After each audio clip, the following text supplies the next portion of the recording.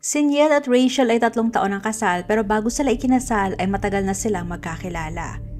Una silang nagkakilala na nag-aaral pa si Niel sa University of York kung saan ay nag-aaral siya ng kanyang master's degree sa electronic engineering. Nakatira si Niel sa kanyang mga magulang kasama ang kanyang nakababatang kapatid na lalaki na si Russell.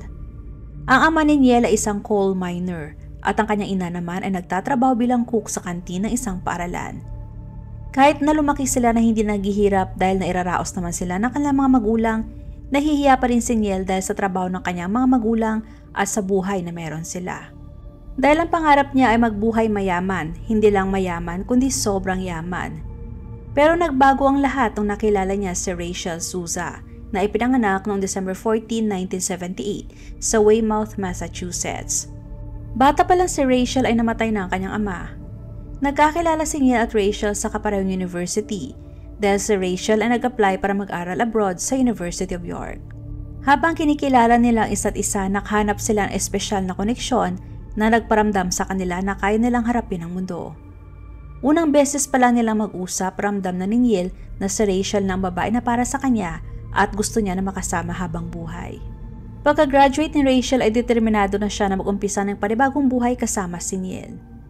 Tumira sila sa Redditch na may layong 15 miles ng south ng Birmingham, kung saan ay nakakuha ng trabaho si Niel sa isang computer company.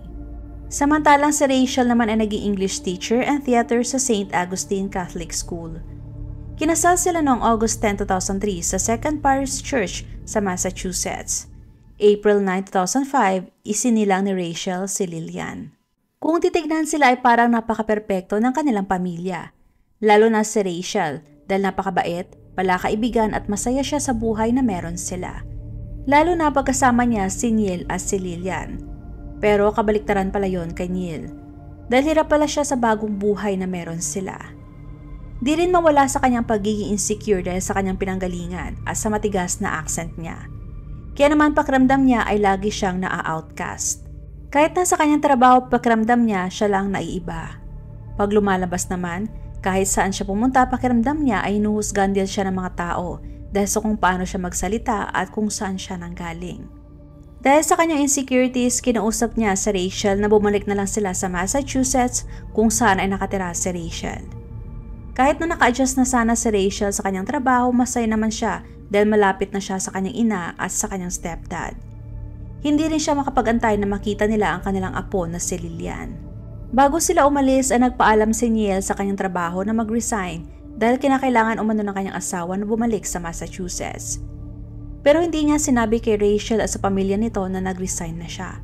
Ang buong akala nila ay pumayag ang computer company na mag-remote work si Niel. Pagkabalik nila sa Massachusetts ay nag-umpisa na sila na maglaan ng mas maraming oras sa pamilya ni Rachel. Isang araw habang nasa family gatherings, sumama si Niel sa stepdad ni Rachel na si Joe para mag-shooting kasama ang mga kapatid nito. Inilabas ni Joe ang kanyang lockbox kung saan ay nakatago ang kanyang baril. Noong inilabas din ng mga kapatid ni Joe ang kanilang baril, ang una niyang hinawakan ay ang .22 caliber revolver. Yun ang unang pagkakataon na nakahawak ng baril si Niel, kaya naman pinili niya ang mas maliit.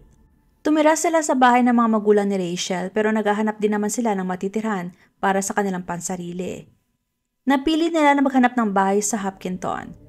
Ang nahanap nila na bahay may 4 na kwarto at 3 banyo. Pero ang problema, wala nang trabaho si Niel. Kaya paano nila makakayang bayaran ang bahay? Nagawang kausapin ni Niel ang may-ari ng bahay na rentahan lamang nila ito ng 3 buwan sa halagang $2,700. Di pa kasama doon ang $5,400 na paunang bayad para sa una at huling buwan na renta. Sinabi ni Niel sa may-ari na inaantay lamang niya na mailipat ang kanyang offshore account sa US para mabili nila ang bahay. Sa panahong yun ay gamit ni Rachel ang isa sa mga credit card ni Niel, pero hindi niya nagamit dahil naka-block na pala. Pagkatapos noon ay kinumpronta niya si Niel tungkol sa kanilang mga gastusin at panggastos, pero hindi sumasagot si Niel. Sa mga oras na yun ay umabot na sa $440,000 ang utang ni Niel sa kanyang mga credit card, dahil obses siya na mamuhay ng marangya. Kaya naman walang pakundangan si Niel na magpakaskas ng kanyang credit card para lamang ipakita at makita ng mga tao na siya ay mayaman at maraming pera. Ang pagnanais na ito ay nagtulak sa kanya na makabuo ng ilang maling gawain para lamang kumita ng malaking pera. Naglaan siya ng maraming oras para gumawa ng scam websites na nangangako sa mga tao na mabilis silang yumaman sa pamamagitan ng pyramid schemes. Isa sa kanyang website ay ang millionmaker.co.uk. Ang mga sasali ay maaaring kumita ng $6,000 kada buwan sa loob ng 6 na buwan pag nag-sign up. Pero kinakailangan magbayad ng $90 para sa setup fee at $25 kada buwan bilang suporta sa mga taong nagpapatakbo ng online adult businesses. Ang pangalawang kumpanya niya ay tinawag niyang Embedded New Technologies Limited. Ang website ay walang produkto o serbisyo pero si Neil ang main contact. Gumawa din siya ng porn site na itinampok ang halos hindi legal na mga kababaihan. At may website din siya na nag-advertise para sa penis enlargement methods. Katunayan ay lulong din sa online gambling si Neil. Dahil nalaman ng korte na ilang daang dolyares na ang kanyang natatalo sa gambling site na Casino One. Nagbebenta din si Neil ng CD sa eBay na ang nilalaman ay mga scheme para mabilis na yumaman na tinawag din niya na business manuals. Pero bandang 2006 nag-umpisa na siyang kumuha ng pera sa mga tao na hindi na-deliver ang mga CDs.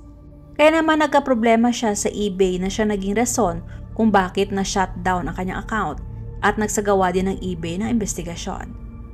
Habang abala si Neil sa pang-i-scam sa online, si Rachel naman ay nakafocus at abala sa pag-aayos ng kanilang mga gamit sa bago nilang bahay. Dahil may balak ang mga kaibigan niya nung college na bisitahin siya sa kanilang bahay. Sa kaparehong linggo ay abala din si Neil sa pag-search sa Google gaya na lamang ng quick suicide methods, best way to kill someone at knife, at neck kill. Hindi lang yon, abala din siya sa paghahanap sa online ng escort services. Noong January 16, tinignan niya ang website na Adult Friend Finder at isa pang website na halfpriceescorts.com. Makalipas ang 2 araw ay naghanap na naman siya ng escorts sa Westboro. January 18, nag-login ulit siya sa kaparehong website at nag-search din siya ng mga flights sa British Airways Manchester Airport at kung ano pa. Malinaw na marami tumatakbo sa isip ni Neil.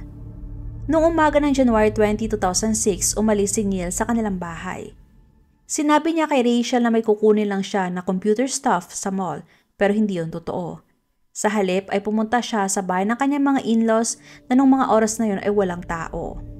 Ginamit niya ang ekstrang susi para makapasok at tumiretso sa kung saan nakalagay ang box na pinaglalagyan ni Joe ng kanyang baril. Kinuha niya ang .22 caliber revolver at saka mabilis na bumalik sa kanilang bahay, kung saan ay natutulog pa si Rachel sa kabilang kwarto kasama si Lillian. Bagaman hindi pa nakumpirma kung ano eksaktong nangyari, naniniwala ang mga pulis na nasa loob ng kanilang kwarto sina Lillian at Rachel nung pumasok si Neil dala ang baril. Sa puntong yun ay malinaw na ang tao sa likod ng nakakagulat na pagpatay ay hindi lamang isang estranghero, kundi isang tao na parte na ng kanilang buhay ng ilang taon. Ayon sa report, hawak pa ni Rachel si Lillian nung binaril sila ni Neil. Si Rachel ay binaril niya sa ulo at si Lillian naman ay sa tiyan na lumusot pa ang bala sa ilalim na bahagi ng dibdib ni Rachel. Kinagabihan ang mga kaibigan na sabik sanang makita si Rachel ay dumating sa kanilang bahay. Nung kumatok sila ay walang sumagot kaya bigla silang kinabahan. Sinubukan nilang tawagan ang cellphone ni Rachel at narinig nila na nagring ito sa loob ng bahay pero walang sumagot. Kasunod nun ay nakita nila na may iniwang note sa pintuan ng ina ni Rachel para sa anak. Kaya naman mas lalo pa silang nabalisa. Dahil ramdam nila na parang may kakaibang nangyari kaya kaagad silang tumawag sa ina ni Rachel at dali-daling pumunta sa Hopkinton Police Station para i-report na nawawala si Rachel. Ilang patrol officers na nasa istasyon ang nagpasya na i-check ang bahay ng mga intwisel. Pagkarating nila ay kaagad nilang napansin na lahat ng bintana at pintuan ay nakalak.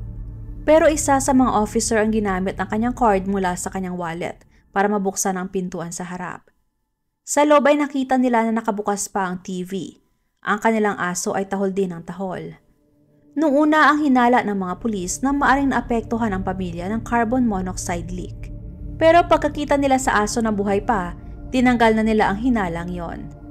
Pagkaakyat nila ay nakarinig sila ng music na nagmumula sa kwarto ni Lillian. Napansin din nila na puno ng malamig na tubig ang kanilang bathtub. Sa master's bedroom naman ay nakita nila na magulong kama, pero wala din doon ang mag-ina. Noong napansin nila na wala ang kanilang sasakyan sa garahe, chinek din nila ang plate number baka sakaling nasangkot ito sa aksidente. Nung araw na yun ay walang nakitang kahina-hinala ang mga pulis, kaya naman naisip na naman ng mga pulis na may nangyaring emergency kaya biglang umalis ang pamilya. Wala rin sila nakitang dugo at may mga pinggan pa sa dining table. Pero ang mga kaibigan ni Rachel ay umalis na walang nakukuhang sagot. Kahit na malamig sa labas, mas pinili nila na manatili sa loob ng kanilang sasakyan at nagpark sa harap ng bahay ng pamilya Entwistle at doon na nagpalipas ng gabi. Pero pinagbawalan sila ng mga pulis na pumasok sa loob para maiwasang magulo ang mga potensyal na ebidensya. Sa kasunod na araw ay bumalik ulit ang mga pulis para muling masuri ang bahay. Sa mga oras na yon pagkapasok nila ay sinalubong na sila ng napakabahong amoy. Umakyat sila sa second floor at sinundan kung saan nanggagaling ang napakabahong amoy. Pagkapasok nila sa master's bedroom ay nagdesisyon ng isang pulis na iangat ang comforter sa kama. Isang mahalagang hakbang na hindi nila nagawa noong nakarang araw. Nakita niya ang paa ng babae kaya hinila niya ng todo ang comforter. Doon niya nakita ang wala ng buhay na sina Rachel at Lillian. Kaagad na tumawag ng backup ang mga pulis at ng medical examiner. Samantala ang puting BMW naman ng pamilya ay natagpuan sa airport at nasa ignition pa ang susi. Sa araw ding yun ay nakatanggap ang mga magulang ni Rachel ng tawag mula sa ama ni Neil. Ibinahagi niya na tumawag sa kanya si Neil pagkatapos niyang makita si Rachel at Lillian na patay na nung bumalik siya sa kanilang bahay. Sa sobrang pagkataranta, tumawag umano siya sa mga pulis at nagmaneho papunta sa bahay ng kanyang mga biyenan pero walang tao ang bahay. Pagkatapos ng tawag na yun, nakatanggap ulit ng tawag ang mga magulang ni Rachel mula kay Neil mismo. Ikinuwento niya kay Joe ang kaparang kwento na sinabi niya sa kanyang ama, pero hindi niya sinabi na tumawag siya sa mga pulis. Dahil alam niya na malalaman din ni Joe na hindi siya tumawag. Noong January 23, 2006, nakatanggap si Neil ng tawag mula kay Sergeant Robert ng Massachusetts State Police at nag-usap sila ng halos 2 oras. Nung sinabi ni Robert ang nakakawasak na balita kay Neil tungkol sa nangyari sa kanyang mag-ina, sinagot lamang siya ni Neil na, "I know." Kaya biglang natahimik si Robert dahil hindi siya makapaniwala na yun ang isasagot sa kanya ni Neil. Sa kanilang pag-uusap ay sinabi ni Neil sa kanya ang kaparehong kwento ulit na sinabi niya sa kanyang ama at kay Joe. Pero ang tanong sa kanya ni Robert, bakit hindi siya tumawag ng pulis o di naman kaya ay tumawag sa mga magulang ni Rachel matapos niya makita ang nangyari sa asawa at anak. Pero ayon kay Neil na wala siyang number sa trabaho ng mga biyenan. Sinabi pa niya nung nakita niya ang nangyari sa kanyang mag-ina, gusto din umano niyang tapusin ang kanyang buhay dahil gusto umano niya na sumama na lang sa kanyang mag-ina. Kaya daw niya kinuha ang baril ni Joe para kitilin na rin ang sarili niyang buhay. Iniwan din umano niya ang susi sa ignition ng kanilang sasakyan dahil hindi niya naisip na kailangan pa niya. Tinanong siya ni Robert kung may plano ba siyang bumalik sa US. Sinagot siya ni Neil na hindi ko alam at bakit ko gagawin yon. Kinontak din ni Neil ang landlord ng kanilang bahay at sinabi na hindi na siya interesado pa na tumira sa bahay at humihingi siya na ibalik sa kanya ang security deposit. Makalipas ang ilang linggo ay nagsagawa ng pamilya ni Rachel ng funeral service para sa mag-ina pero hindi bumalik si Neil para sa kanila. Isang araw ay nakatanggap ang mga pulis ng tip na si Neil ay umalis sa bahay ng kanyang kaibigan sa Scotland at kasalukuyang nasa train. Kaya kaagad na kumilos ang mga pulis at hinarang ang train. Doon nila nahuli si Neil. Nadiskubre ng mga pulis na ilang araw matapos niyang mapatay si Rachel at Lillian ay naghahanap pa ng escort si Neil. Nag-issued ang korte ng arrest warrant para kay Neil at ibalik siya sa US. Pagkabalik niya ay kaagad na nag-ibang kwento ni Neil. Sinabi niya na nung nakita niya si Rachel at Lillian, naisip niya na baka murder-suicide ang nangyari sa kanyang mag-ina. Dahil nakita umano niya ang baril ni Joe sa tabi ng katawan ni Rachel at naniniwala siya na pinatay ni Rachel si Lillian bago ito nagpakamatay. Sa mga oras na yun ay sinabi niya na binalik niya ang baril sa bahay ng kanyang mga biyenan at ipinasok muli sa lockbox. Hindi rin umano siya tumawag sa mga pulis para maprotektahan ang reputasyon ni Rachel at ayaw niya na may makakaalam na pinatay niya si Lillian at nagpakamatay din si Rachel. Pero hindi naniniwala ang pamilya ni Rachel na magagawa niyang patayin ang kanyang anak at saka magpakamatay. Pero kinumpirma ng mga pulis na hawak ni Rachel si Lillian nung sila ay binaril. Habang papalapit ang trial ay nag-request ang defense attorney ni Neil na payagan siya na makapagpiyansa at makabalik sa UK para makasama ang kanyang mga magulang hanggang sa mag-umpisa ang kanyang trial. Hiniling din nila na ang lahat ng ebidensya na nakuha nila mula sa bahay ay hindi isama dahil pumasok ang mga pulis sa bahay nang walang search warrant. Pero ang parehong request nila ay tinanggihan ng korte. Ayon sa judge, ang mga pulis ay legal na makakapasok sa bahay dahil sa nangyari at dahil sa nag-umpisa ng investigasyon nung natagpuan si Rachel at Lillian. Ang lahat ng nakolektang ebidensya ay tatanggapin sa panahon ng trial. Nagsimula ng trial at walang naipatawag ng mga witness ang defense lawyer at hindi rin siya nag-testify para sa kanyang sarili, si Neil. Sinabi ng defense na ginamit ni Rachel ang baril dahil nakita ang kanyang DNA. Pero ang DNA na nakuha ay nasa loob lamang ng barrel at walang DNA ni Rachel na nakita sa grip ng baril. Gayunpaman, si Neil ay napatunayang nagkasala ng 2 counts of first-degree murder at siya ay sinentensya ng judge ng 2 life sentence ng walang parole. Hindi matanggap ng pamilya ni Neil ang naging hatol sa kanya dahil naniniwala pa rin sila na si Rachel ang pumatay kay Lillian at saka siya nagpakamatay at naniniwala sila na inosente si Neil dahil alam umano nila na depressed si Rachel. Makukulong si Neil dahil daw sa pagmamahal, paggalang at para protektahan ang alaala ng kanyang asawa. August 2008, inilagay si Neil sa protective custody o administrative segregation dahil sa banta sa kanyang buhay ng kapwa bilanggo. December 2008, inilipat siya sa Old Colony Correctional Center, isang medium security prison sa Bridgewater. Please support po my second channel na Usaping Krimen. Salitan ang pag-upload ko sa kada channel kaya kung gusto niyo na makapanood ng crime story araw-araw, maaari lamang po na i-check ang bawat channel para sa mga panibagong videos. Maraming salamat!